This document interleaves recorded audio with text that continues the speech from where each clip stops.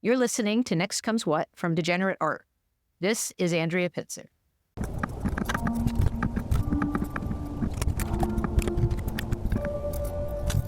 With the next Trump administration looming, the U.S. is faced with the dilemma of the trolley problem. What the trolley problem examines is whether moral decisions are simply about outcomes or about the manner in which you achieve them.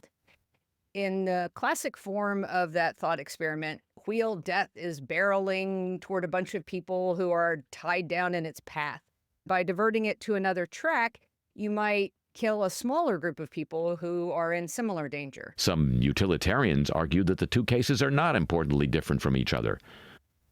But in our case, the groups of people are tied to tracks all over the country, and at this point, we can't be sure of the location of the starting point for the mayhem, which is less likely to be a trolley and far more likely to be a runaway train.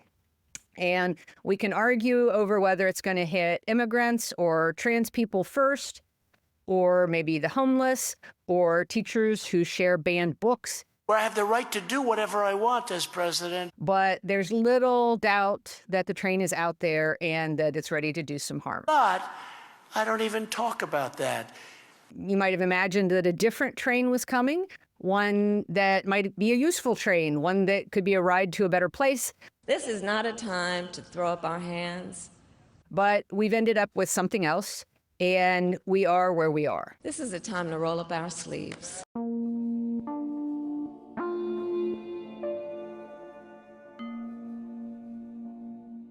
For some reason, a lot of the people who aren't tied down are shouting lamentations while standing on the tracks and waiting for the train. Should you do that? Most people say no. I don't want to be needlessly critical. Yelling can be helpful if you shout at the right people to throw the brakes on the train. So go ahead and shout where it might be useful. Here we are today, Republicans who have voted consistently against the Violence Against Women Act, who have taken away the right of all women to choose and have control over their own body, who, as women are bleeding out in parking lots across the country, standing there, allowing us to die, now want to pretend today that they care about women. And why? To open up gender and, yes, genital examinations into little girls in this country. But in the meantime, don't just stand there waiting for the train. We need to get ourselves and as many people as possible off the tracks. A lot of them have been working to get loose already and just need a little backup. Others are still in very deep danger or have fewer options. And in each case, we need to act now. So what is a nation to do? We're going to have to realize that we might have to get where we're going on foot for a while, which means progress is going to be slower. And now that I'm done torturing the whole train metaphor. But why not? I want to talk today about how countries have tried to save themselves in more recent years, the newer dangers that the 21st century presents to those who are facing authoritarianism, and what I think will be some of the most effective ways to confront the threat barreling down on us. There are previous times when the world has been led by incompetence or worse. In 1905, when Russia faced revolutionary instability and the Grand Duke Sergei had just been assassinated, Tsar Nicholas II spent the evening in a contest with his brother-in-law in which they were trying to shove each other off a couch in the royal lodgings. We are looking at a legion of people in the new administration who will be trying to push one another off White House couches with no concern for the welfare of anyone but themselves. He will be like any other person. Quote, he is a truly evil guy. This is Bannon saying this about Elon Musk. Quote, a very bad guy. I made it my personal thing to take this guy down. The leaders who reigned in the first decades of the 20th century wound up miring it in the first global conflict. Steve Bannon also said about Musk that he should, quote, go back to South Africa. They were just really not up to the challenges of their era, and a whole generation paid a price for it. Why do we have South Africans, the most racist people on earth, white South Africans? We have them making any comments at all on what goes on in the United States. We should definitely make demands of our leaders, but we can't leave it up to those who rule over us to make sure that it's all going to work out. This is a time to organize, to mobilize, and to stay engaged for the sake of freedom and justice and the future that we all know we can build together. So I want to consider some stories from the opposite end of the spectrum, times when the train of authoritarianism was pulling out of the station and got derailed or got halted. You have done enough. Have you no sense of decency, sir? At long last, have you left no sense of decency? Every country is bound by its own history, and the current politics of other places are often very different than those in the U.S. So it's not a one-to-one analogy in any case, but I want to look at some cases in which stability was restored, the possibilities for a better future were preserved, or at least the lineage of public resistance was established. We sat down on a stool and asked for a cup of coffee. And then store manager told us that he wasn't on service. Local establishment grossly underestimated our anger and the ability to hang in there. I want to talk about these actions to show how things done by everyday people to go against aspiring dictators or repressive parties, how it really is possible.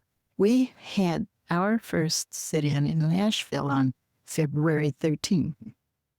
I'm really amused sometimes because people say, "Oh, you were so brave." And the truth is, I was afraid the whole time. But the choice was to do what was necessary to end segregation or to tolerate segregation.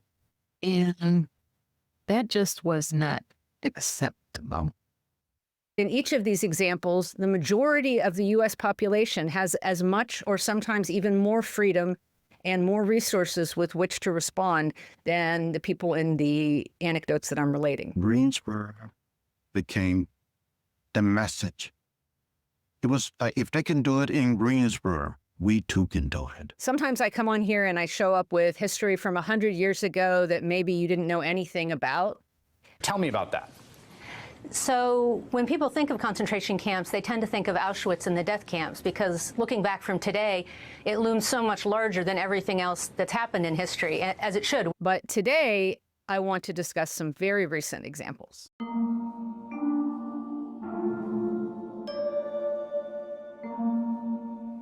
Two weeks after the February 2021 military coup in Myanmar, a new law made it a crime to publish anything that spread fear or promoted fake news. And these 98 journalists have been arrested since the February 1, 2021 coup, while 46 remain in detention. Nearly a year later, a university literary journal called Owe magazine published what it listed as Volume 1, Issue 1, to cover the effects of the military regime and resistance to it. A year after the coup, the junta brutalized journalists through detention, torture, and outright murder, competing with Iran and China that year for the global title in the most reporters and editors detained. Those wanted by the junta are announced on state media, meaning independent journalists are on the run. But those writing for Little Owe magazine kept at it. They were some of the last journalists standing at a really brutal moment. If they want to arrest someone, if they don't find that person, they arrest the family members. Though they listed their August 2021 edition as Volume 1, Issue 1, they were standing on the shoulders of a prior Owe magazine, one founded a century ago by students at their university to fight for Burmese independence from the British. Myanmar used to be known as Burma and was a British colony until 1948. But from 1962, it was largely ruled by a military junta, which crushed any opposition. In an interview not that long ago, an editor with the magazine back then said that in 1962, More than a decade after independence had been gained from Britain, when the military staged a coup in March of that year, all the political parties in the country were silent. Only the student unions spoke out. Students did not organize to take political power. We only demanded peace, fundamental human rights, and democracy. In 2010, as the military began loosening its grip on power, Aung San Suu Kyi was finally released. 5 years later, her party stormed to victory in the country's first democratic election in decades. That century-long fight is still underway in Myanmar after this latest coup, with countless people trying to secure basic rights and self-determination. But she saw her popularity plunge overseas as she refused to stand up for Myanmar's Rohingya Muslim minority. Her supporters said she was just trying to appease the military. And in 2020, her party won re-election by a landslide, almost wiping out the pro-military opposition. The army immediately began to allege voter fraud, without offering any proof.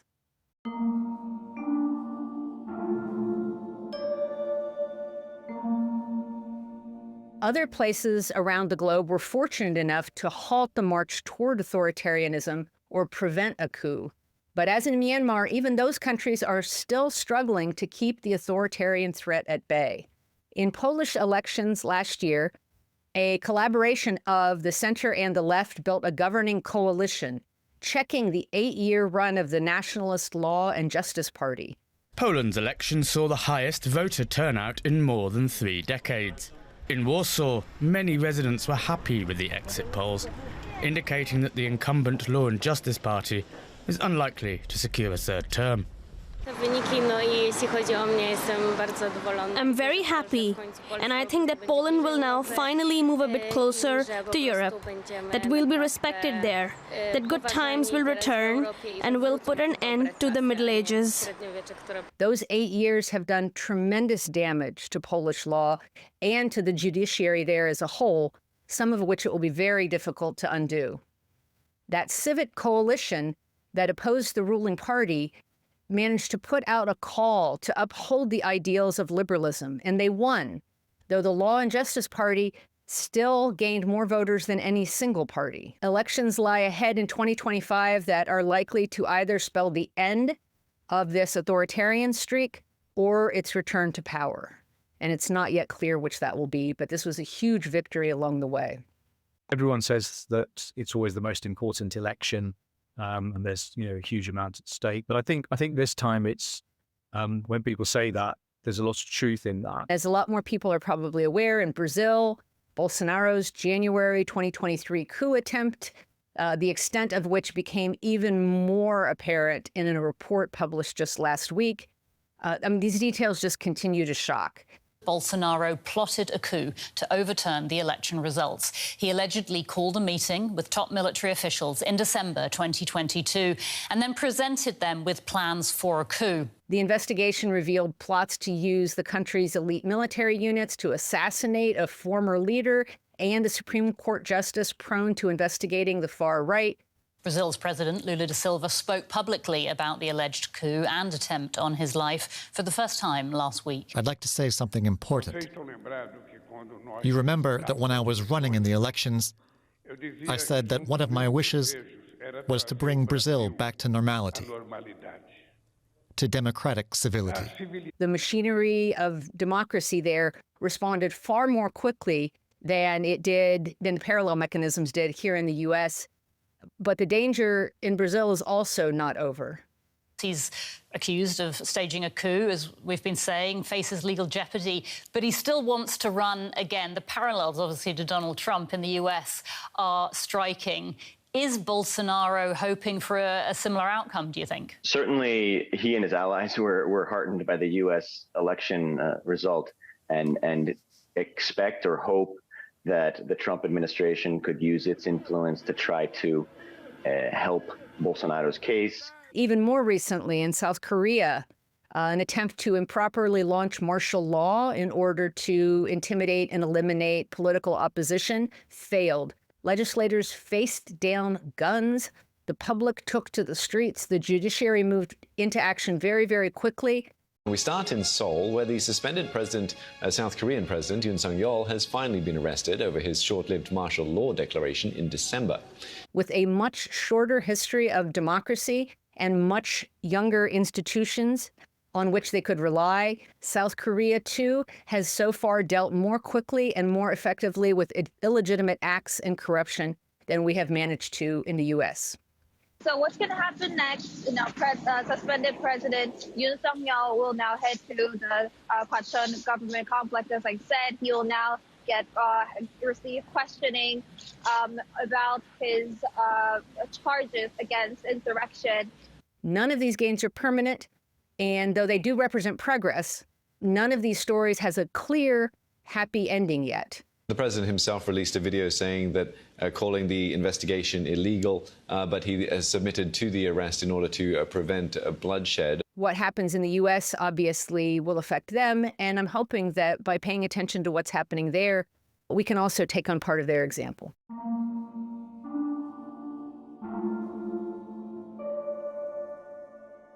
Here in the U.S., too, there are examples of effective resistance to inhuman governance, some offering public challenges to unjust power, and others doing so quietly, even illegally, but with profound results. Because being American is more than a pride we inherit. It's the past we step into and how we repair it.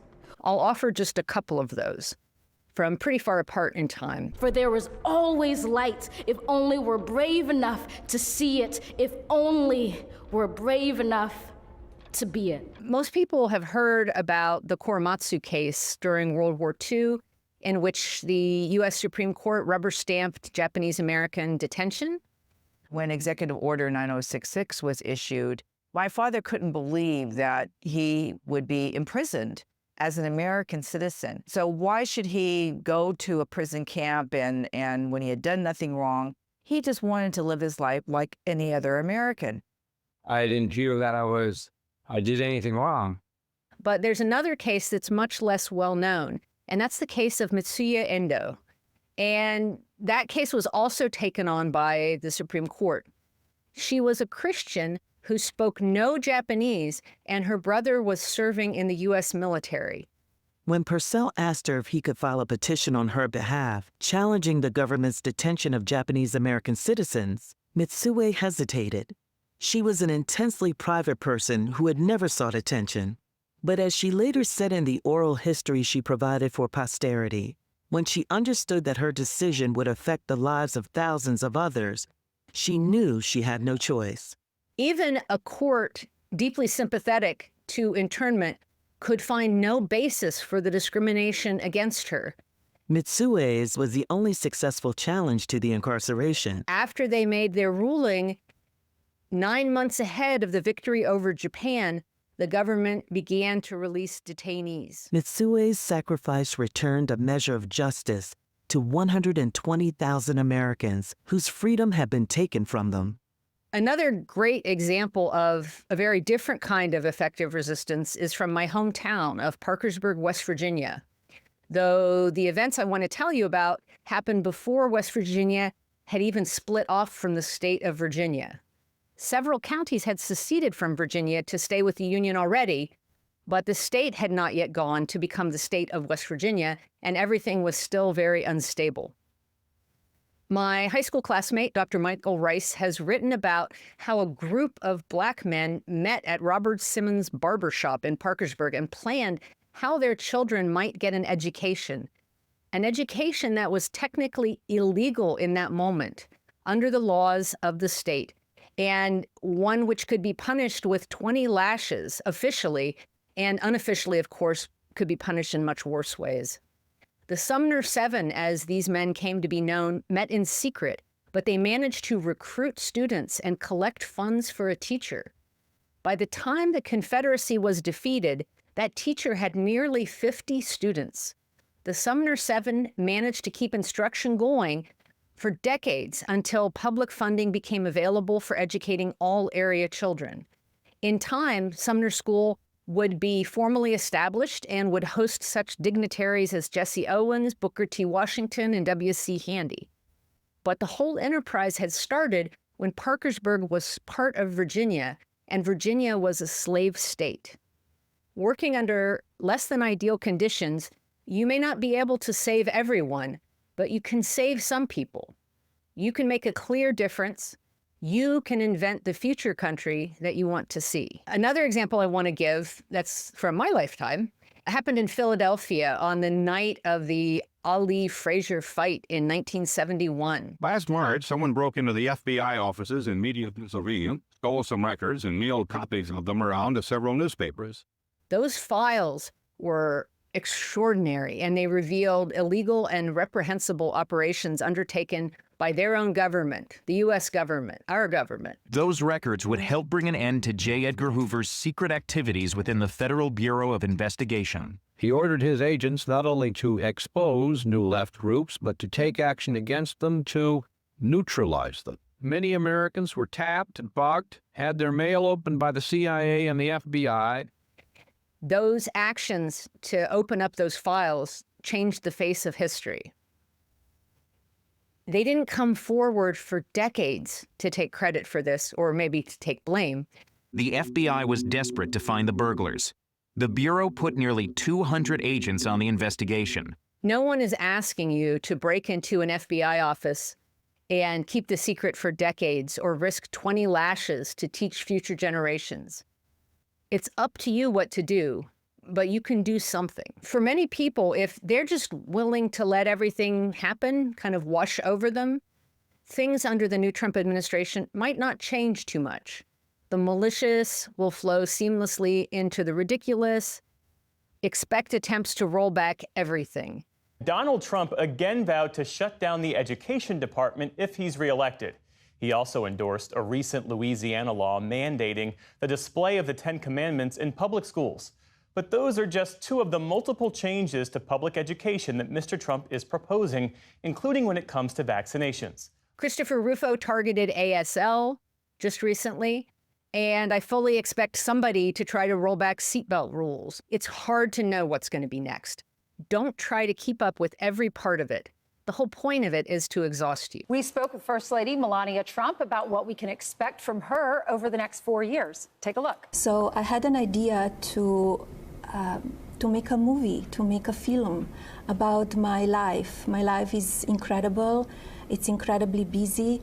And I told my agent, I have this idea, so please, go out and make a deal for me. I also fully expect complicity, which we're already seeing so much of in corporate and political worlds. The three richest men in the world, Tesla CEO Elon Musk, Amazon founder Jeff Bezos, and Meta CEO Mark Zuckerberg will be present at the inauguration. I'd like to honestly promise that there will be serious accountability for the people that are complicit. Special Counsel Jack Smith says that the government had enough evidence to convict Donald Trump if he had not been reelected. You know, when you look at the U.S. in these other cases, the founders actually did a pretty amazing, they did a bad job at a bunch of things, but they did a pretty amazing job at seeing what some of the risks would be to the system and trying to build in institutional ways to handle those threats.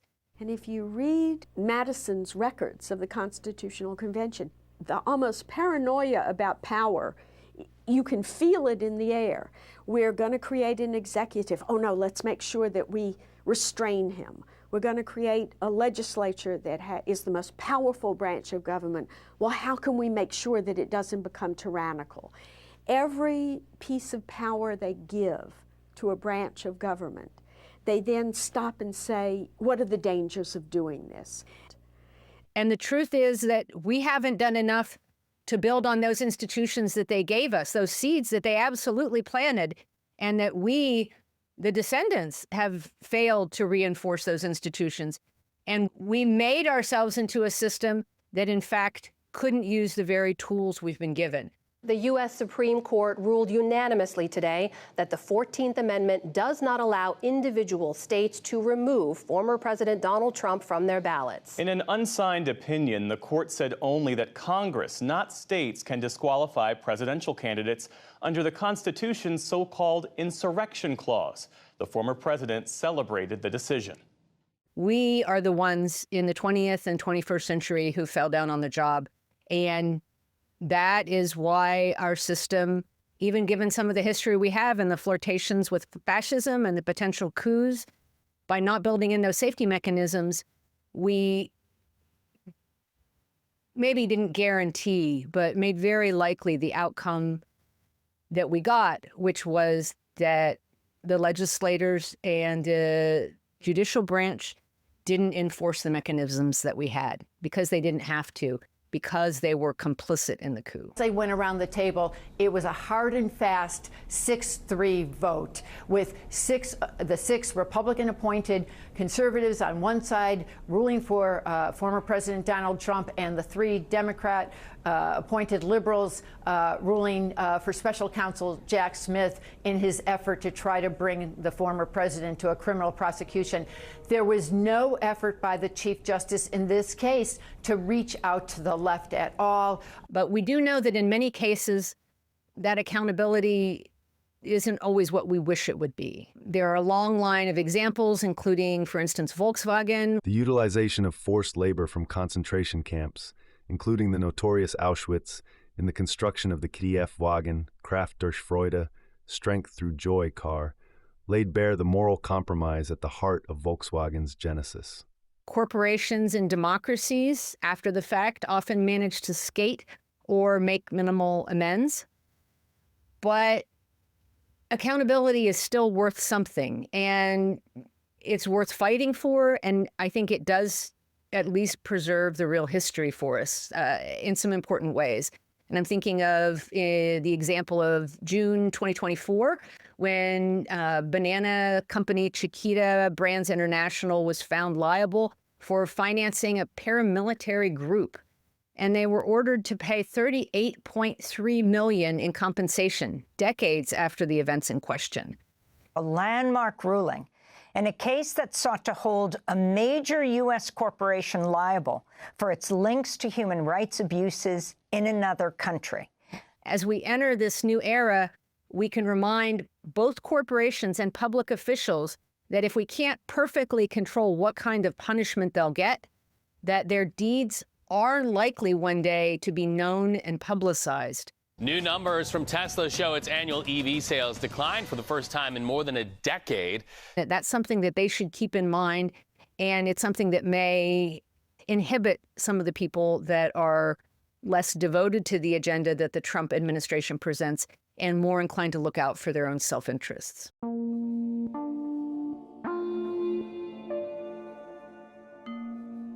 We have to hold fast to the understanding that whatever flaws there have been in prior administrations, this one that's coming in is actively bent on doing physical harm and putting millions at risk of violence in order to accrue more power. When Time magazine asked you if you would consider pardoning all the rioters, you said, yes, absolutely. Sure. You called them patriots. As events unfold, it will be easy to ignore these harms if they don't touch you directly at first. There's been enormous pushback against school vaccine mandates, so much so that we've had more than 300 cases of measles in the last few years. And I think if we continue to do this, continue to try and push back on school vaccine mandates, as former President Trump is doing, you're going to get to the point where we'll see 1,000 or 2,000 cases of measles a year, at which point children will start once again to die from measles. It will be easy to let it seem as if it's just another president that you don't like. But hold fast to reality. The best parts of our ability to demand accountability are at risk now, and our very ability to govern ourselves is also at stake. The next thing you have to do is stay human. Don't take every piece of outrage bait. Read the damn story to make sure you know what's being said and what happened. Check out for a while when you're overwhelmed, but don't hide. Buying into nihilism is giving up. It's turning your back on everyone who will be harmed. How should you act if you're approached by immigration officials? What should you do if they come to your house? Don't open the door. Use your rights. Don't say anything until you have a lawyer. Celia Correa fled El Salvador in 1991 to seek asylum. Her children are U.S. citizens thanks to birthright citizenship, but Celia remains undocumented and could be deported at any time. I don't want to go back to my country. I mean, it's been 34 or 35 years. This is my whole life. One of the great assets to Trump and his allies is the alienation from reality that so many have in modern life. Less than 2/3 of eligible voters shows up as it's become more possible than ever to follow politics more intensively than at any time in history, every hearing, every news appearance and vote, while actually doing nothing at all. One issue is that third of the electorate has pretty much checked out. I don't think either of them are good leaders, in my opinion. One of them is definitely going to bring about more violence. So one candidate leading to more violence didn't get you to vote? Yeah, I don't know why. I just don't. No, it didn't. Another third is supporting someone using all the language of authoritarianism and abuse. A new and disturbing analysis shows attacks against women have surged on social media in the days following Donald Trump's election win. Hateful and sexist phrases like "your body, my choice" and "get back to the kitchen" are getting millions of clicks online. And the remaining third is following what's happening in a lot of cases, but many in that 1/3 are mistaking knowledge for action. Knowledge is necessary, but knowledge is not the same thing as action. And spectatorship is not participation. It isn't even historical witnessing. Partly because of larger trends of isolation in American society, and partly because of consumerism, and partly because of deliberate attempts to manipulate the public sphere, a lot of people who care do not actually engage with anyone else over politics. Knowing what you think about the issues is not the same thing as actually building a democracy. Most people never communicate in their entire lives. They think that what they say is communication. The communication is the effect of what you say. It's not what you say, it's the effect of what you say. Even if everyone involved rejects bigotry and scapegoating, the political process is messy, and it requires negotiating conflicting desires. We need to do more than touch grass. We need to dig dirt and actually plant seeds. Yet, instead of engaging, my pet theory since long before the pandemic is that most people are living more and more derivative lives. We have an incoming president who exists only as a believable figure on television. The ratings are too good. People watch the 11th or the 12th or the 13th in a series of movies based on a comic book novel or a story from decades ago. Pete Hegseth, Tulsi, Vivek and Elon, and now RFK Jr. It feels as though there truly is like a team of Avengers focusing on the excesses of government. I love it. Surrounded by politicians left over from the 80s, sampling and remixing is fabulous and can be highly creative, but a lot of the most visible modern productions, the mainstream culture, feel like they're circling the drain. Meta glasses, X-ray glasses from comics when you were a kid. A lot of people have said that this is the craziest technology they've ever seen. Virtual reality that's a joke. We are surrounded by muscle-bound incel types interested only in making the dumbest version of the world that they grew up imagining. This is a whiny liberal. It's fucking climate change. Wake up! Based on novels and comics they misread half a century ago. I specifically wanted to make something that looked like the future.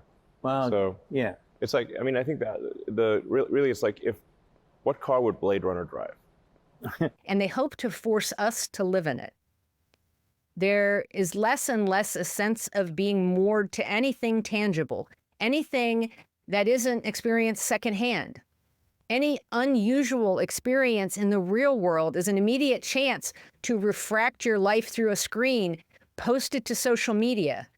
And for a lot of people, that kind of virtual validation from strangers is more powerful than the validation they get from being present in their own lives. Musk claiming to be a top player in games like Diablo 4 and the new Path of Exile 2, which then led to accusations that he bought the accounts, as well as speculation from people in the community like Moist Critical that Musk just has a need to be seen as cool and smart. It's such a weird, stupid thing to even lie about in the first place, and yet here he is telling blatantly obvious fibs. He's got all the money in the world and all of the insecurity imaginable. Seeing their own lives refracted through a social media platform can be more real than when they're living it. Generative AI is another example of how this derivative life can warp our understanding of reality. Given the overrepresentation of women in porn as just one example, it's fed material that bends back to us in a way that deeply misrepresents the actual world and boxes women into that one facet of existence. But what does it do, right? It presents visual images that are often, stolen from artists or like far too close for comfort, and it presents plausible text, right? It infers what's the sort of plausible response to a prompt based on, mountains of data from the internet, the Reddits, the 4chans, the Stormfront is in there, as Natasha's work has shown, and kind of presents text that looks plausible but has no relationship to facts, has no relationship to reality. It is retrograde by definition, churning history made available to it into a flat, dead present lacking any context.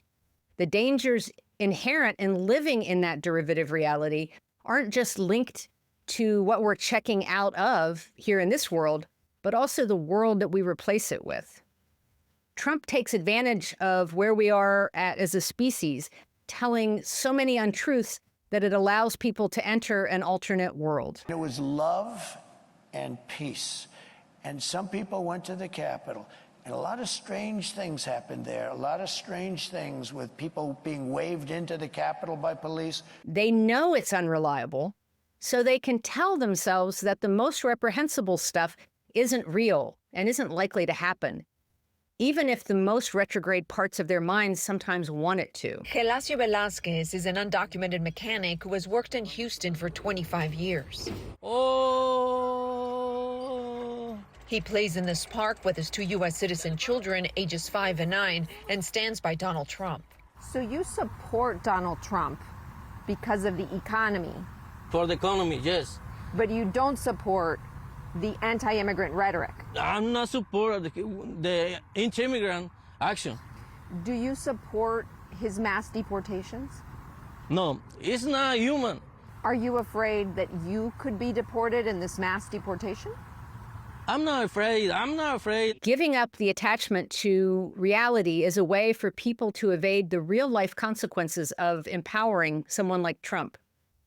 And this has real consequences. We find that radical right populism is the strongest determinant for the propensity to spread misinformation, wrote Peter Thornburg and Juliana Chueri in the conclusions of a study out just the other day in the International Journal of Press and Politics. These results suggest that political misinformation should be understood as part and parcel of the current wave of radical right populism and its opposition to liberal democratic institutions. Charlie Warzel recently wrote at The Atlantic that a durable ecosystem exists to ensconce citizens in an alternate reality. He added that the people consuming and amplifying those lies are not helpless dupes, but willing participants. Did Trump cause all this? No. Maybe we're lying, everybody's lying. So this truth is unknown. You cannot find the truth because there's so many versions of that. That's what brings the free world down, because that gives a huge advantage to the other side that doesn't care about the rule of law. But these are trends that have helped make his success possible, and they are conditions he can take advantage of. Yes, we did that, but somebody else did that. This is not just a phenomenon on the right. In this case, the converse is also true. The more we narrow our existences to what we see on screens, to just insulting Trump or his followers on social media, and the less contact that we have with humans that involves changing something in the actual world, the more we're participating in a dream world parallel to that created in Trump world. Less malevolent, perhaps, but no less delusional. And living inside it is a way to evade the real-life results of doing nothing.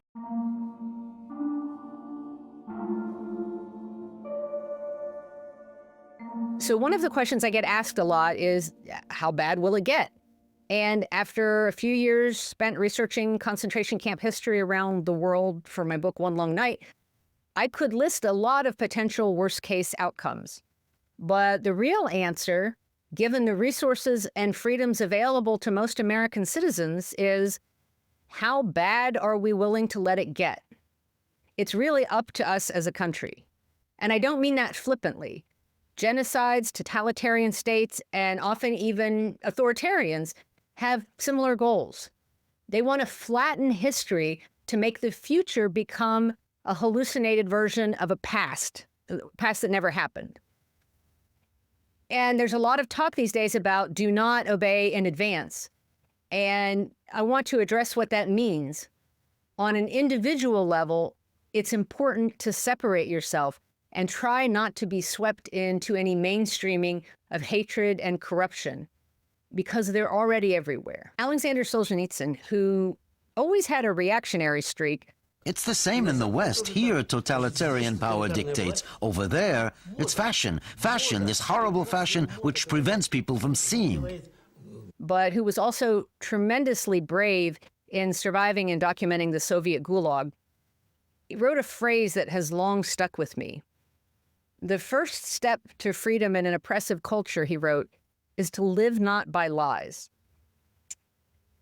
He said that we have been so hopelessly dehumanized, and he was writing this while he was still in the Soviet Union.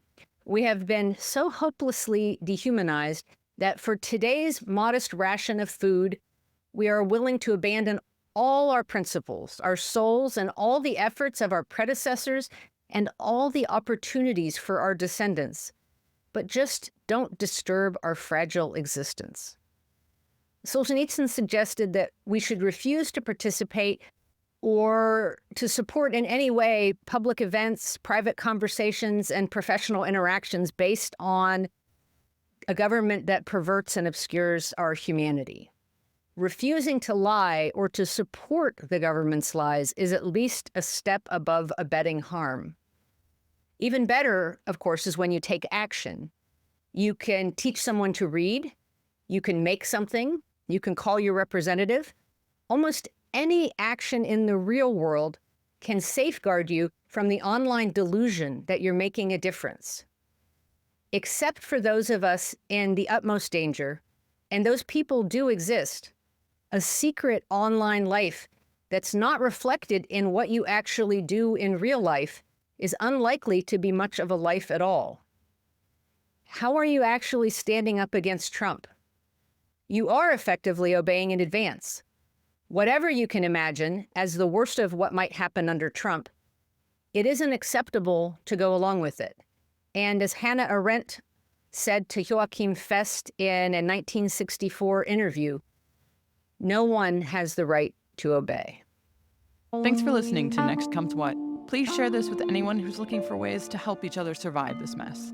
To support this podcast, please subscribe at AndreaPitzer.com and consider giving Next Comes What a 5-star review where you get your podcasts.